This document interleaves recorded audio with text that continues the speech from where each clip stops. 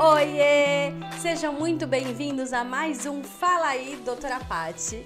E no podcast de hoje nós vamos falar sobre consultoria de amamentação, o que fazer, qual a trajetória. Se você está curtindo, se inscreva no canal, compartilhe esse vídeo, ative o sininho para receber novas notificações. Vamos compartilhar, gente, tem muita coisa legal, tem muito tema legal por aqui. Deixem sugestões, comentários para eu continuar gravando para agradar a todos vocês. Então seja muito bem-vinda à minha convidada de hoje, Camila Pivetta. Oi, Paty, prazer, muito obrigada pelo convite. Estou muito feliz e honrada por estar participando aqui do seu canal. Para quem não me conhece, eu sou Camila Pivetta, consultora de amamentação. Atuo em São Paulo de modo presencial e online via web chamada para todo mundo. Muito legal. E há quanto tempo você é consultora, Cá? Eu sou consultora há 8 anos, tenho quase que 1.600 famílias atendidas. Nossa, que legal. Desde a gestação até o processo de retorno ao trabalho, passando pela dinâmica do manejo clínico, né, do pós-parto imediato, atuando aí na proteção, na cultura, na formação de uma cultura de amamentação mais solidificada. Muito legal. E o que seria a consultora de amamentação? Qual que é o papel dela? Quando ela começa a agir? Conta um pouquinho pra gente. Então, Paty, a consultora em aleitamento é uma profissional capacitada em manejo clínico de amamentação, desde o incentivo até as intercorrências que poderão surgir durante todo o processo. A consultora, ela não necessariamente precisa ser uma profissional de saúde, né? Existem cursos livres de capacitação, onde toda e qualquer pessoa pode fazer. E aí, obviamente, né, é um caminho árduo, um caminho de muito estudo, um estudo constante, porque as atualizações são frequentes. Eu atuo mais especificamente no manejo clínico mesmo, na prática da amamentação, e eu sempre falo assim que a minha formação ela será contínua, né? Não tem como chegar num ponto e falar, não, já está tudo bem, não preciso mais. Não, pelo contrário. A consultora é a profissional que vai precisar estudar para sempre.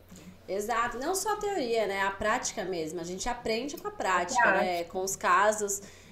O que a gente sempre fala. A doutora Paty de hoje não é a doutora Paty de 6 meses atrás, de 5 anos atrás, né? E acredito que na sua longa trajetória de consultoria também se aprendeu muito e continua sempre aprendendo. Não, sem dúvida. A Camila, que começou há 8 anos atrás, ficou lá atrás, né? Eu sou grata por essa história ter me trazido até aqui, mas a prática clínica ela é adquirida com o tempo, né? Não tem como ser diferente. E o manejo clínico da amamentação ele é muito baseado nesse olhar clínico que se vai conquistando conforme vai se atendendo e você vai se especializando em determinados assuntos. Eu sou uma apaixonada por manejo clínico, por intercorrências mesmo, né? De ensinar o bebê a mamar, ensinar a mãe a amamentar, enfim. É uma atividade incrível para quem gosta de cuidado, de olhar para o outro, né? Entender que atrás daquela teta tem uma mulher e ela precisa de apoio, porque a consultora de amamentação é uma profissional de apoio, ela está ali para fazer o processo prático mesmo de colocar o bebê no peito, mas vai muito além de uma boca e um peito. Exato, não é só a amamentação, né? É quem tá por trás disso, a mulher, a família, a criança, né? A gente tem que entender o que que tá acontecendo, por que que essa mulher tem essa dificuldade, né? Não Sim. simplesmente, não tá conseguindo, ok, então tá bom, acabou, desistimos. Não, pelo contrário, né? É, o processo do manejo clínico da amamentação, ele vai muito além da pega. As pessoas se apegam muito à pega, à boca do bebê, né? Quando, na verdade, existe todo um contexto, um mecanismo de corpo, posicionamento que precisa ser trabalhado, tanto do bebê como da mãe, que reverbera na boca, né? Então, eu sempre gosto muito de frisar esse processo de construção. Não adianta querer só encaixar um bebê no peito, achando que a amamentação consiste numa boca e num peito, quando na verdade não.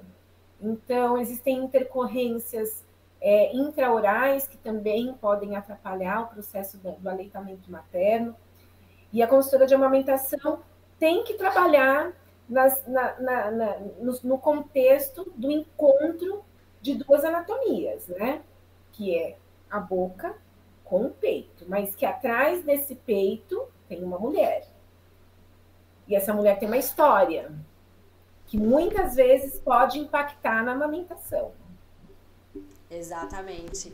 Então vamos lá, no momento da gestação, né? A mulher descobriu que está grávida e ela quer amamentar. Ela já pode contratar uma consultora nessa fase? Ela tem que esperar a criança nascer? Qual que é a sua orientação? Paty, o ideal, né, para que esse processo de aleitamento materno seja construído, que é uma construção, a mulher precisa de informação, e informação atualizada, baseada em evidência, desde o início da amamentação, para entender como que essa amamentação vai se transicionar, vai se construir, né?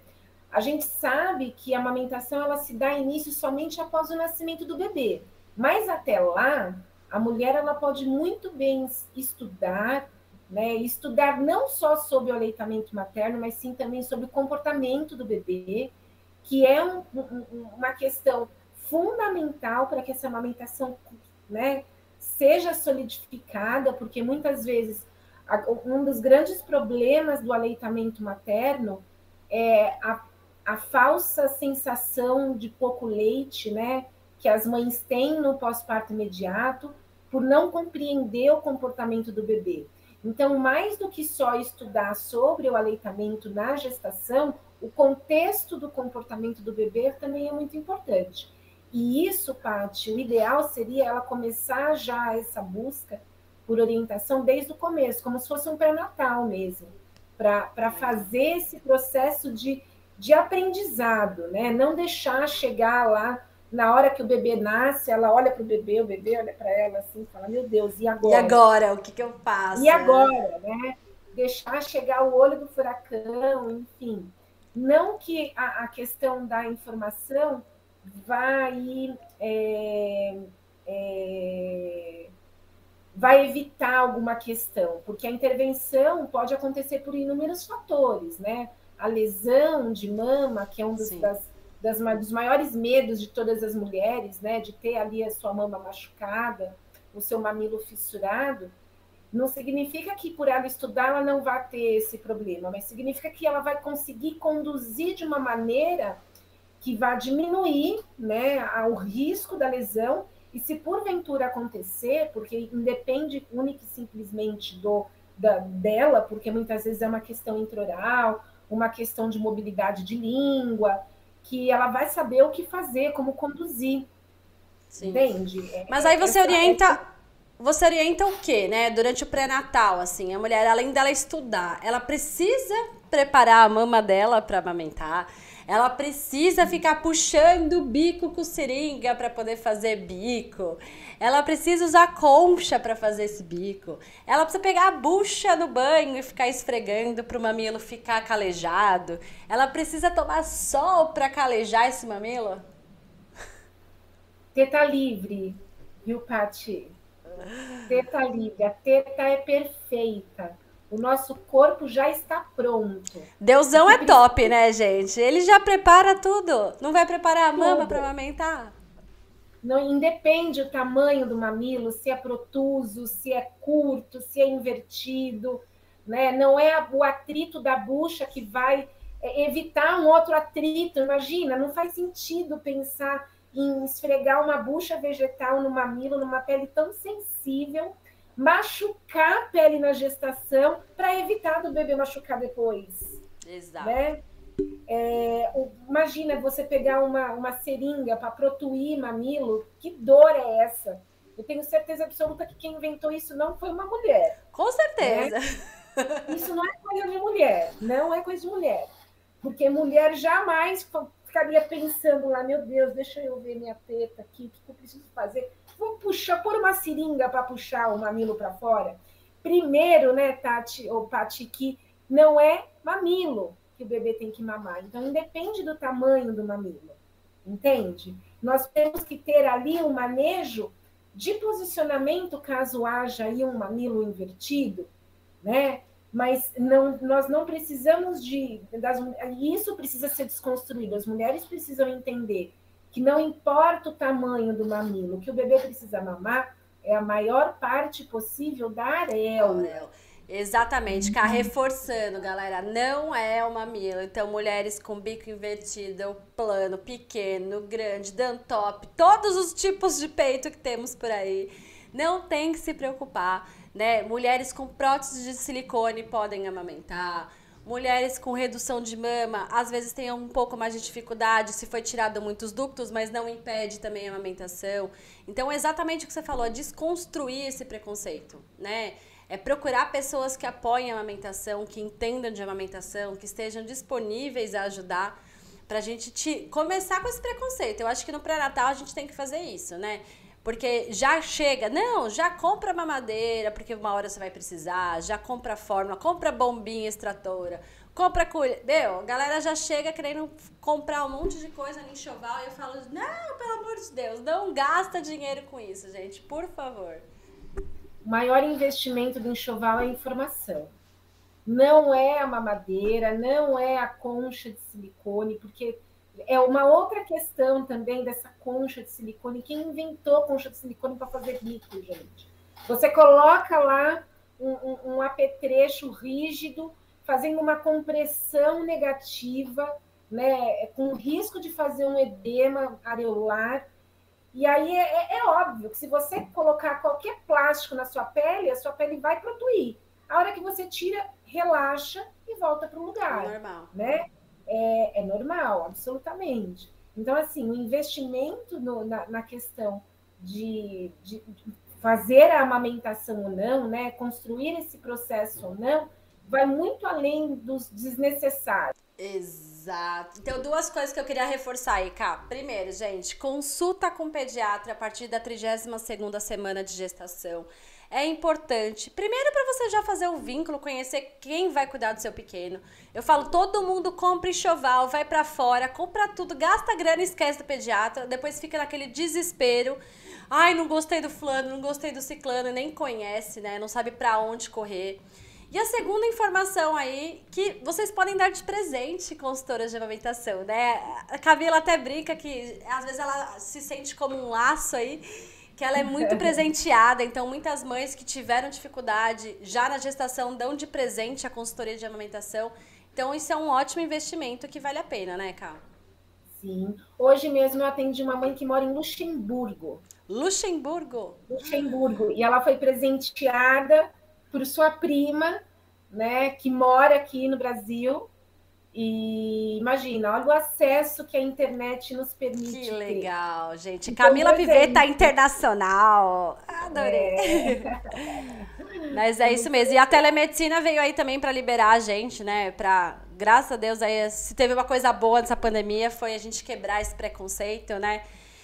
Inclusive, eu falo para todo mundo, no começo, quando eu falava, meu Deus, tem consultora fazendo teleatendimento, né? Mas como que ela vê? Como que coloca no peito? Como que ela consegue enxergar as coisas? E eu mesmo quebrei esse preconceito, né?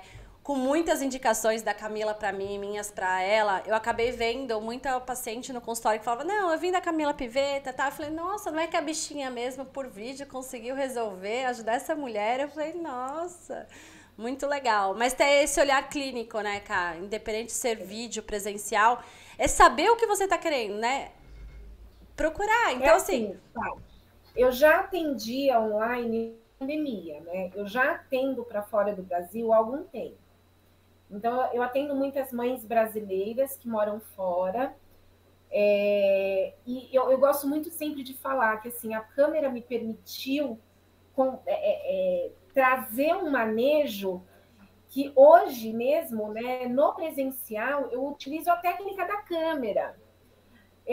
De saber, porque a grande questão da consultoria é eu conseguir ensinar a mãe a fazer, e não simplesmente eu ir lá e Fazer por ela, né? Não fazer é por fazer por ela. ela. Entende? E o grande X da questão de um bom atendimento é eu proporcionar a ela justamente a compreensão de como fazer para pôr o bebê no peito. Né? E presencialmente, querendo ou não, a gente colocava muito a mão, né? Você acaba fazendo. Na câmera, não. A câmera a gente fala que assim, hands off, eu não mexo em nada. Eu tô aqui, vou te mostrar como faz, mas quem vai amamentar é você. Quem isso é muito. É você. Exato, isso é muito legal. No começo do consultório eu colocava muito mais a mão, né? E a mãe falava assim, nossa, mas aqui mama perfeitamente. Chega em casa eu não consigo, doutora. Não consigo. Exatamente. Aí é que tá a questão, né? Porque assim, eu preciso ensiná-la. E hoje mesmo, quando, né, geralmente entram em contato comigo, que eu ofereço os dois serviços, elas falam, mas eu prefiro presencialmente. Eu deixo bem claro, olha, o que eu vou fazer na câmera, eu não vou deixar de fazer na sua casa. É o mesmo atendimento. Né? A diferença é que eu vou estar aí, próximo a você. Mas a técnica tanto de avaliação, como de posicionamento, e fazer com que esse bebê consiga, essa mãe e esse bebê consigam se conectar, vai ser a mesma. E isso eu não tinha antes da pandemia. Antes da pandemia, eu colocava muito a mão, né? Antes da pandemia era um contato muito de proximidade de corpo. Hoje não, né? Mesmo porque não pode, mesmo diante de todo, né? Com as baixas, a baixa da pandemia que nós estamos vivendo, ainda assim, hoje eu já me coloco numa posição mais distante da mulher. Antigamente não, antigamente a gente ficava junto, assim, em cima, sabe? né? No mesmo ar, né? Hoje não. E é engraçado que como eu consegui fazer essa evolução, né? De conseguir colocar, falar, não, ó, pera lá, vamos lá. Você vai pegar o seu bebê, então eu preciso que você posicione, porque antigamente a gente falava, é barriga com barriga. Tá, mas o que é barriga com barriga? Barriga com barriga é você pegar aqui no quadril do seu bebê e fazer um movimento onde ele consiga ficar alinhado, entende? Então, assim, é possível aqui, através da câmera, eu falar, olha, eu preciso que você segure aqui na orelha, porque quando você segura na orelhinha, você distancia o queixo do peito. Eu preciso de um bebê com a cervical estendida para que ele consiga fazer uma abertura de boca suficiente. Isso presencialmente, antigamente, eu não fazia. Porque você ia lá e fazia pela pessoa, né? Você não mostrava para a mulher, você simplesmente ia lá e posicionava. Mesmo porque o bebê estava no colo dela, né? Eu não ia pegar simplesmente o bebê no colo dela e colocar próximo do meu peito. Sim. Né? Entende? Aqui não. Aqui eu falo, ó, você tá vendo? Eu preciso que você posicione o seu bebê embaixo do seu peito, que você alinhe o mamilo no nariz do seu bebê, que você deixe ele aqui, ó. Não, eu ia lá e falava, ó, então, virar o bebê virado para ela e colocava o bebê para mamar. Não, a técnica do online me trouxe a possibilidade, inclusive, de melhorar a minha técnica de manejo. E eu tive que sambar nos 30, porque não existia curso para isso. Hoje eu já vejo alguns cursos pipocando, né? Foi na necessidade mesmo de falar, não, peraí, eu tenho que fazer acontecer, eu tenho que mostrar para ela como que ela vai conseguir posicionar esse bebê. Eu não tô lá para pegar esse bebê no colo, né? E aí, às vezes, eu falo, ó, tá doendo, tira, na hora, acalma. Eu ensino ela a acalmar. Então, você vai segurar o seu bebê bem apertadinho, vai posicionar na altura da sua boca, vai fazer as batidinhas no bumbum. Acalma o seu bebê, vamos de novo. E recomeça quantas vezes precisar. E isso é graças à pandemia. Sim. Deu muito legal. Então, assim, no pré-natal a gente não prepara nada, a gente não compra nada de enxoval, espero que vai acontecer. Nos primeiros dias aí, só relembrando, né, a gente tem a famosa pojadura. O que você orienta para a mulher nesses primeiros dias aí? Como ela se preparar para essa pojadura? O que ela precisa fazer? Antes de pensar na pojadura, eu sempre gosto de falar sobre a questão da transição mesmo, né? Da saída da placenta, a liberação do colostro, ou para ela não esperar uma alteração de mama logo de imediato, não esperar, né, na liberação de um leite branco. Explico que o colostro ele é mais denso, explico que nem sempre na expressão de ordem é possível retirar, mas que através das questões endócrinas ele vai acontecer e que a gente precisa de pôr um bebê para mamar. Então, eu friso muito isso, porque, infelizmente ainda, né, nós temos a questão das mulheres desacreditarem do colostro e achar que por ser, né, não ser visual, não tem leite, e associar o choro do bebê, geralmente, e principalmente do segundo dia, onde tem aquele bebê mais desperto, associar simplesmente ao choro. E aí eu falo, olha, e esse leite vai se transformar, ele vai transicionar. E aí, quando chega na descida do leite, precisa de uma atenção especial, né? A sua mama vai mudar, você vai ter uma mama edemaciada, você vai ter uma sensação de calor na mama. Possivelmente seu bebê vai ter mais dificuldade, porque com a mama muito cheia também é mais difícil dele fazer uma pega. E aí desencadeia uma cascata de problema. Então precisa manejar, precisa de uma boa massagem, precisa de um bom esvaziamento do complexo areolo-mamilar, onde esse tecido precisa ser flexibilizado para que ele consiga fazer uma ordenha efetiva, né? Não pode fazer compressa quente, não pode massagear embaixo do chuveiro quente. Caso você tenha aí alguma sensação de muito desconforto, uma compressa em água fria da torneira e não pode ser gelada, também ajuda. Gente, quantas pessoas, desculpa te cortar, mas é que eu preciso reforçar isso, mas quantas pessoas não indicam o banho, né, na água quente, o chuveiro na água quente, e pedra mais ainda a mama da mulher que já tá inflamada. Exato. E isso quando as avós não falam, vai para debaixo do chuveiro e passa um pente. Imagina aquela mama sensível, nossa, arrepiei agora. Imagina, né? E é muito comum. E aí aquilo faz assim, ó. E a questão é que imediatamente, né, ali debaixo daquela água morna, a mama realmente vai dar um alívio. Mas a hora que ela sair daquele calor, vai fazer um boom de peito. Exatamente, né? Então, assim, lembrar, gente, que nessa época da pojadura dá um mal-estar, pode dar febre, pode dar dor. Então, assim, conversar com o pediatra, conversar com o seu obstetra, se precisar fazer uso de medicações, não tem problema nessa fase, né? Geralmente acontece aí terceiro, quarto dia, né? Mais ou menos a pojadura, mas muita massagem, né? Então, quer falar um pouquinho da massagem aí, Cá? Quero. Eu gosto, assim, né? Graças ao online, Paty, ó, online, porque quando eu chegava na pojadura, na casa da mulher, eu que ia lá fazer o processo para ela de alívio, né? E através da necessidade de ensinar a ela aliviar a mama, eu precisei, né, desenvolver uma técnica de massagem para que ela consiga fazer em casa. Então, assim, durante o processo de apojadura, com a mama edemaciada, eu sempre sugiro 2 tipos de massagem. A primeira é uma massagem de alongamento, onde eu preciso soltar essa mama do músculo. Porque quando a mama fica muito cheia e muito presa, se eu massagear só a parte da frente da mama, vai acabar sendo inefetivo, porque eu esvazio o complexo areolo-mamilar, mas aí ele vem de novo. Eu esvazio o complexo porque a mama está presa, ela está ali engurgitada. Então, eu sempre sugiro para as mães, né?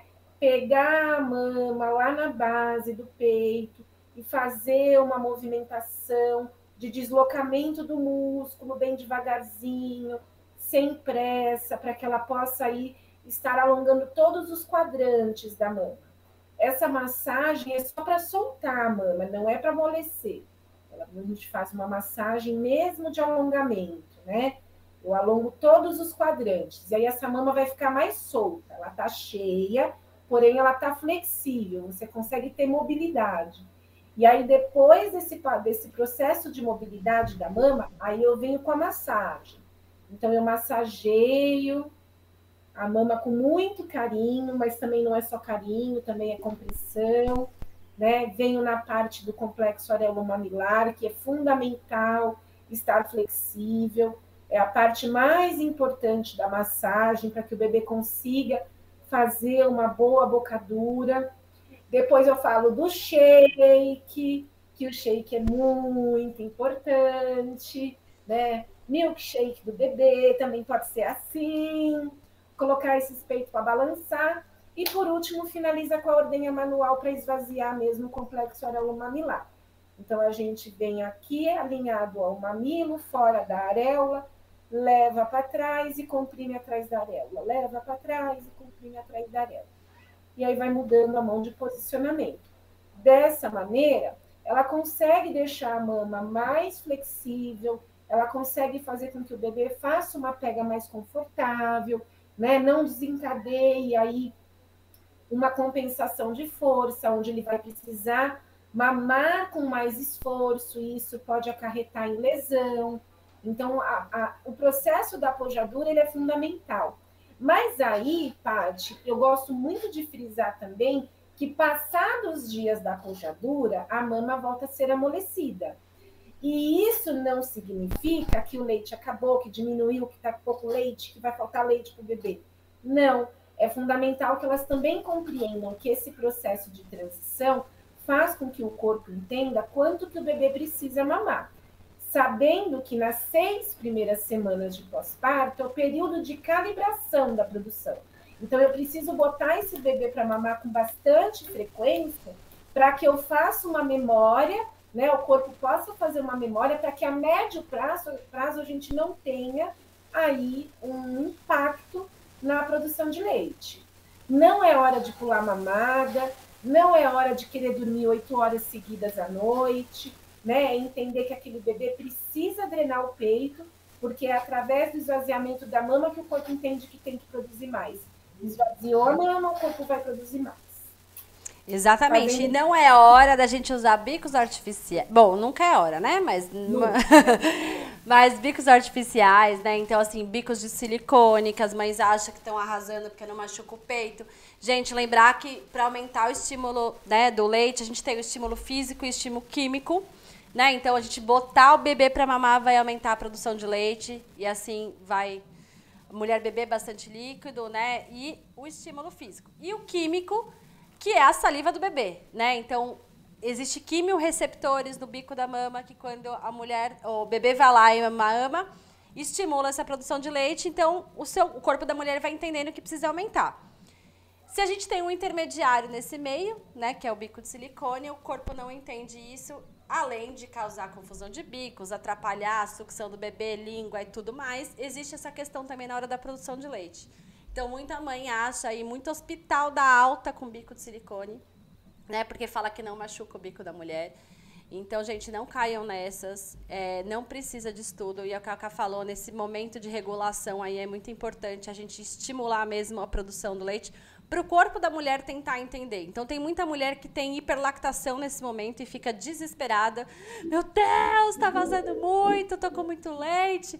Gente, doa esse leite, graças a Deus, não tá sobrando, não tem filho dela, vamos doar, vamos entrar em contato aí com o banco de leite mais próximo, liguem no banco de leite, ofereçam o que vocês tiverem para doar e o seu corpo vai se adaptar, não vai ser assim para sempre esse aumento de leite aí, não.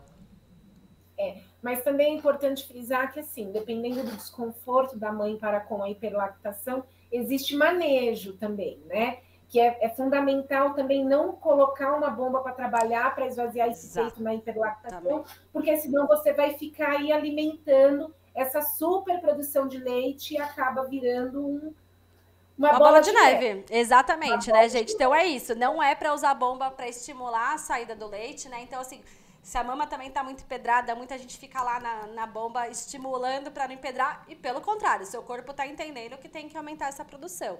Então, gente, Exatamente. a melhor coisa que tem para controlar tudo isso é a própria criaturinha que tá lá mamando e ele mesmo vai. O corpo da mulher vai sentir que horas que tem que produzir mais, que horas tem que produzir menos, se vai ser mais à noite, se vai ser mais de dia, a necessidade do bebê, né? Então, o corpo da mulher entende o que é preciso.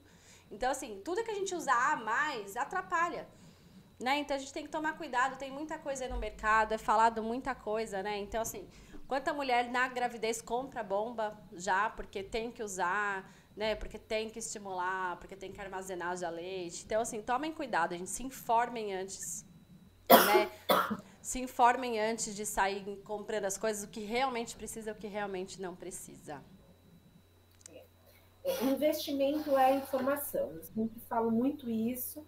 Não invistam em pomada, não invistam em concha, em bico de silicone, em mamadeira importada, né, que imita o bico do peito.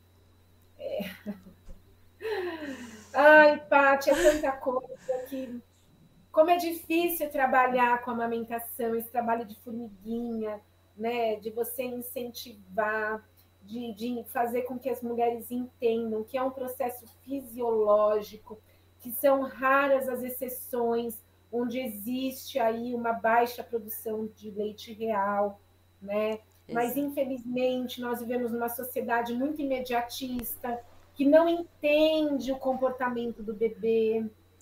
Uma sociedade imediatista é uma sociedade, né, mercantilista, se a gente pode falar assim, né? É vendido, né? Então, assim, o que a gente fala, das bonecas que a gente compra, que todas têm mamadeira, tem chupeta, né? Não existe boneca sem isso. Até as novelas, até os seriados, os filmes, né? Todo mundo vai para mamadeira. Então, assim, as pessoas querem um resultado rápido, elas querem, mas eu acho que durante muito tempo a cultura da amamentação foi deixada, né, por água abaixo, assim, embaixo do tapete. Então, assim, eu vim de uma geração que as crianças mamavam 2, 3 meses e olhe lá, né? E ainda tem muito isso. Então, eu tenho, graças a Deus, assim, eu fiz uma faculdade, doutora Lélia aí agradecendo, foi super pró-amamentação. Desde o primeiro dia de aula da faculdade, durante 6 anos, eu ouvi falar sobre amamentação. Fui picadinha aí. Fui fazer a residência no Tatuapé, e aí rodei no Leonor, primeiro dia de residência, já conheci a doutora Andréia, Zezé e companhia lá no banco de leite do Leonor, e continuei com essa amamentação. Então, para mim, eu acho um absurdo as pessoas não falarem de amamentação. Mas aí eu vou descobrir o meio, gente, eu sou exceção, né? Porque, assim, em faculdade de medicina não se fala de amamentação, em residência de pediatria não se fala de amamentação, em residência de neonatologia não se fala de amamentação. Então, assim, é toda essa... Isso que eu tô falando na área da saúde, que deveria ser as pessoas que incentivam 100%. Né? E o que a gente sabe, os hospitais hoje em dia não incentivam a amamentação, né? Então, assim, a gente fala aí, não existe hospital particular 100% amigo da criança, né? Então, assim, existe a política do amigo da criança, existem os hospitais públicos, alguns são, mas são raríssimos, porque dá trabalho, né, Cá? Convenhamos aqui que nosso celular não para, nossa vida não para, porque amamentar dá trabalho. É difícil, as pessoas não se preparam para isso. Eu falo, gente, licença maternidade, né? Você tem todo esse tempo, essa dedicação. E é uma coisa que a gente vê a longo prazo. Então, assim, nessa sociedade imediatista que você falou, a gente sabe os benefícios da amamentação. Depois que seu filho fez lá 18 anos, você fala assim, nossa, olha, realmente não ficou doente, não tem nenhuma alergia, não é obeso, né? Então, a gente só vê isso a longo prazo. Você vender isso desde o começo, nem todo mundo compra. Ainda mais quando a mídia fala o contrário. Então, quantos famosos não vêm por aí fazendo propaganda de fórmula infantil, né? Pode falar. Não, fora que infelizmente, né, comprar um leite de lata é uma questão de status, que inclusive a indústria, né, se aproveitou dessa questão de falar, tá vendo? As pessoas se orgulham de comprar uma lata de leite que tem um rótulo dourado, por exemplo, entende? E nós temos, infelizmente, né, culturalmente falando, uma cultura mesmo de achar que o aleitamento materno são para as pessoas menos favorecidas, que não têm condições de comprar um leite da farmácia, né? É que bom que nós estamos tendo esse movimento tanto de conscientização mesmo das mulheres, mesmo que não esteja ainda da maneira que deveria, mas existe um movimento acontecendo de uns anos para cá. Mas a indústria ela quer comer pelas beiradas, né, Paty? Já que não se pode mais fazer as propagandas abertas, né, através da lei da NBCAL, existe aí as propagandas veladas, as propagandas aqui que são conduzidas através de hoje, né, das influencers, porque, meu Deus do céu, o que são as influencers maternas, né? Que de serviço para a sociedade. Exatamente, cara. Mas é uma coisa assim, é o que eu falei, isso a gente fala no público em geral, mas dentro da área médica não tem isso, não tem esse incentivo. Então, assim, num congresso de pediatria, não se tem aula de amamentação. Então, assim, nós do departamento de aleitamento materno, gente, a gente soa sempre para conseguir, né? Então, a gente conseguiu aí um simpósio de aleitamento materno. Lançamos, aliás, já foi lançado o livro de aleitamento materno do departamento voltado para pediatra. Né? Então, assim, você faz um web meeting sobre amamentação, nenhum pediatra vai assistir, né? Porque não existe um laboratório por trás patrocinando, né? Quem vai patrocinar a amamentação? Quem vai pagar um jantar para o médico ouvir sobre amamentação? Então, assim, é muito difícil, é uma luta contínua em todos os meios, né? Nós somos alecrins dourados que nos juntamos aí para a gente tentar fazer alguma coisa. Por isso que quando a gente encontra alguém bom nisso, fala, meu Deus, não, eu tenho que indicar a fulana, eu tenho que indicar a ciclana, vamos se juntar, vamos falar sobre isso. Porque você vê depois, assim, às vezes eu penso assim, falo, nossa, meu Instagram acho que tá ficando meio viciado, né? Porque assim, eu só vejo post de amamentação e tal, e eu falo, nossa, o mundo tá ficando mais... Não, não tá, é o meu público que tá, que acaba, tipo, chegando, né? E isso é muito triste, a hora que você vê... Gente, eu não sei nem falar em números, mas a maioria dos pediatras não incentiva isso, né? Porque dá trabalho. Então, assim, você chegar numa... Gente, primeira consulta, você tem que explicar pra mãe, né, como é ser mãe, explicar tudo do recém-nascido, tirar a roupa, examinar, colocar pra mamar, pesar, orientar a medicação, orientar tudo isso. Cara, é 1 hora e meia, né? Então, assim, para um convênio que te paga R$50, né, mas é a paciência, porque não vai ser numa consulta. Essa mulher vai voltar na semana seguinte, ela vai voltar depois. O peito dela vai machucar, ela tem que voltar, tem que posicionar de novo. Né? Então, assim, é muito triste a gente pensar nisso. E eu fico tão feliz quando eu encontro pessoas que estão aí na luta junto, né? Eu falo, quando eu vou no Enam, né, que eu vejo assim, tipo, eu falo, meu Deus, quanta gente, né? Tipo, e você vê que o Enam vai cada vez tendo mais gente, né? Você fala, nossa, mais palestras. E aí, quando eu começo a ver mais pediatras também no Enam, eu falo, gente, que bom, né? Que bom a gente estar conseguindo disseminar essa cultura. E é o que você falou, abrindo aqui o podcast, da importância da atualização. Né, a importância de estar sempre estudando, baseado em evidências. Então, assim, e as evidências nossas também, né? Tava até falando com a Rita, que é fono, da quanto a gente tem que confiar no Brasil também, né, gente? Em termos de banco de leite, aí a gente exporta a tecnologia para o mundo inteiro, né? O nosso banco de leite gente, referência aí mundial. Né? E aí tem gente que fica só apostando, ai não, mas a academia russa de não sei o quê. Academia. Exatamente, indicou isso, eu vou indicar. Não, gente, o que funciona, entendeu? Qual que é o maior número de aleitamento materno? Do americano ou do brasileiro? Né? Se a gente for parar pra ver, quanto que as americanas amamentam? O nosso não tá bom. Mas tá bem melhor. Tem diferença, né, Paty? Mas se a gente parar para pensar, nos Estados Unidos, nem licença maternidade com pagamento integral as mulheres têm. Lá elas têm uma política, né, de retirada de leite na bomba, que inclusive é custeado pelo seguro saúde de lá.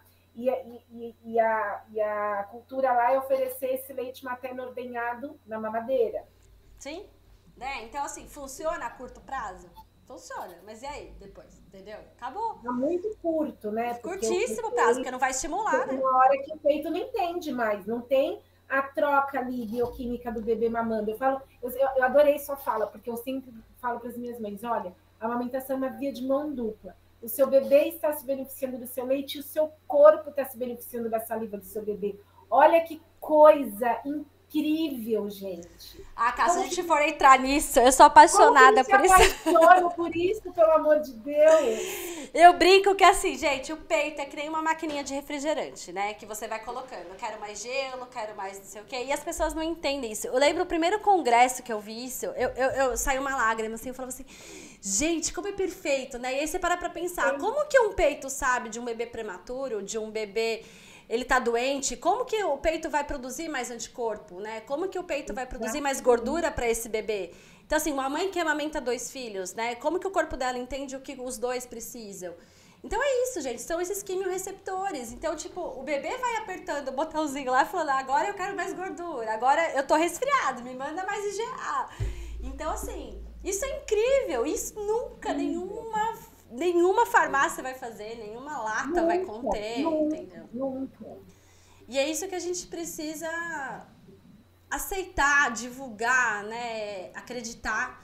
E eu acho que juntas a gente vai, cada uma com o seu trabalho de formiguinha, cada uma na sua região, cada uma trocando sempre, a gente vai aumentando. Eu acho que a gente está num momento muito bom para isso, que as pessoas estão parando, tá todo mundo procurando tudo mais natural, né? Então antes era, não, dá antibiótico, corticoide, hoje em dia todo mundo quer a prevenção, todo mundo tá entendendo a importância disso, e eu acho que a cultura da amamentação tá voltando com isso. Então, assim, e aí, aproveitando a oportunidade aqui, nossa, né, a gente se deixar, a gente vai ficar aqui a noite inteira falando sobre a amamentação, todos os problemas, intercorrências, o que a gente pode, o que a gente não pode. Mas eu queria, gente, aproveitar para contar para vocês aí que a Camila estará comigo, né, num curso. Agora no final de novembro, curso Amamentar, da Faculdade FASIG. E juntas vamos ter multidisciplinar, então vai ter físio, vai ter fono, vai ter enfermeira, vai ter pediatras. E a Camila vai entrar como consultora de amamentação aí. E eu queria que você desse um spoilerzinho do que vai ser esse curso aí pra você, Cá. Ah, Paty, é uma honra, viu? Estou muito feliz em ser convidada a estar passando todo esse. Eu tenho muito carinho pela amamentação, eu não tenho outra palavra, sabe? E falar sobre a minha atividade, né, que ainda é muito desconhecida, muitas pessoas não conhecem a atuação da consultora de amamentação, não sabe quando chamá-la, né? E para os profissionais também que gostariam de fazer uma especialização mesmo, para ter essa atenção de olho no olho para com a mãe que está ali na questão do aleitamento materno. Então, está sendo muito legal, estou montando uma aula bem bacana, né? Eu vou estar ministrando 2 apresentações, uma sobre a atuação da consultora de amamentação, quem é a consultora, o que fazer para se tornar uma consultora, qual é o caminho que precisa ter aí para realmente se considerar uma consultora, porque não é um cursinho de fim de semana que prepara uma pessoa para ser consultora, isso é muito importante, né? É um caminho a ser construído. E vou falar também sobre a proteção e a manutenção do aleitamento materno no fim da licença maternidade com o retorno ao trabalho das mães, que é um trabalho que eu já desenvolvo há muitos anos. Eu fui uma das primeiras consultoras da internet, assim, de estar falando sobre essa questão do retorno ao trabalho, que é um tema, Paty, que me surgiu assim, eu participei de um congresso do Banco de Leite do Servidor Público em 2015, acho que foi 2015, 2016. E teve uma aula específica sobre retorno ao trabalho, né? E foi a doutora Marisa, foi conduzida pela doutora Marisa Trevisan, se eu não me engano. É Marisa Trevisan? Marisa Brilli? Brilli, a Brilli, isso, Marisa Brilli. E aí ela falou da importância dessa proteção, né? Porque, infelizmente, ainda o aleitamento materno, a licença maternidade, né, via CLT, garantida por lei ali para a mulher trabalhadora, não atinge o mínimo recomendado pelos órgãos de saúde. Então, nós precisávamos ali naquele momento, e isso foi uma fala dela que me impactou muito, de fazer uma política de incentivo para que essas mulheres que não teriam ali a sua licença sobre direito para atender a necessidade total do bebê de aleitamento materno exclusivo, que elas conseguissem, de uma maneira ou de outra, proteger esse processo. E isso me impactou muito, né? E aí eu comecei a ler vários artigos e estudar. Também teve o Enan do ano passado, ano retrasado, também teve uma aula sobre retorno ao trabalho, estava eu lá de novo. Então, na SMAN também, de 2018, se eu não me engano, que o doutor Moisés também falou sobre a importância da proteção do aleitamento materno no término da licença. Então, é um assunto que me conquistou, porque, vejam bem, né, infelizmente, nosso índice de aleitamento materno são de apenas 52 dias. Pensa, o que são 52 dias? Né? Conseguir ultrapassar esse processo é muito difícil. E a gente fala no quanto essas mulheres precisam aí resistir a ela mesma, ao cansaço dela, resistir à falta de apoio da família, resistir a profissionais de saúde que não incentivam. Então, é um processo de resistência. Mas aí, cara, ela chegar lá, na véspera de voltar a trabalhar, querer se preparar, deixar leite ordenhado, né, treinar o bebê dela para oferecer, para utilizar a mamadeira. Cara, isso é revolução, Paty. Pensa no quanto isso vai mudar toda uma história mesmo de aleitamento materno. Porque, Sim. puxa, mesmo na ausência, ela está fazendo aí de uma maneira que ela vai conseguir manter a amamentação.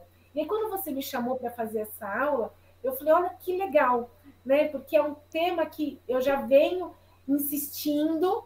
Nem todas as mães entendem da importância, porque acham que é só comprar uma bomba e ligar no peito e acha que vai fazer um estoque suficiente para dar para o seu bebê, quando existem muitas especificações necessárias quanto ao armazenamento desse leite, que é um líquido vivo, que precisa de muito cuidado, né? A questão também da transferência, quando ela está retirando no ambiente de trabalho, da oferta, como fazer esse bebê entender que pode mamar sem o uso do bico.